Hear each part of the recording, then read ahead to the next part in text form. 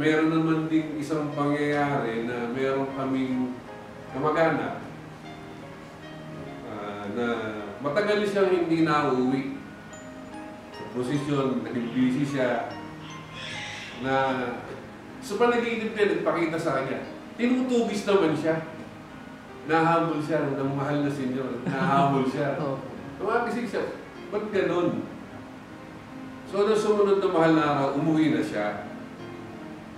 Nag-participate siya, at bandang huli, hindi rin siya nakatagal, nawala na naman uli siya kasi naging lay minister na siya sa kanilang lugar. So, mas piniperform niya yung tungkulin niya sa kanilang parokya. Meron pa nga dyan, kung nauuso yung mga tanong, ilan taon na yung buwan yung ganyan. Siyempre nagiging curious lahat ikakarbon test daw, ganyan. So, yung matatanda ng araw ayaw. Sabi nga namin, hindi mo naman kinakailangan kopya pa, 300 years na yun, 400 years yan. Ibig sabihin sa akin wala, 62 years na siya. Yung lolo namin, Inong Bunso 1900, so 120 years. May magulang pa siya. Forward pa ulit. Tapos yung yung pinanggalingan. So talagang medyo may ligaw na. May pa yan mayroon pa kaming biruan ng dati na di ba kayo nilalabas doon sa una.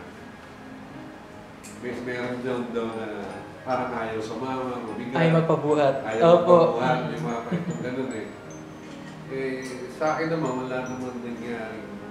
May mga kwento silang ganun. Kasi minsan, pagka yung ibinababa na, kasi pagdating ng Biyernes Santo, sabay ligpit yan.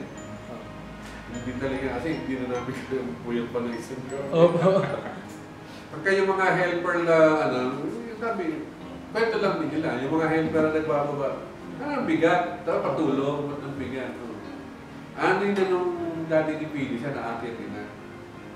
So yung ayaw kong buhat sa'yo. Sabi ko, pray muna. Ang sistema natin, payakap.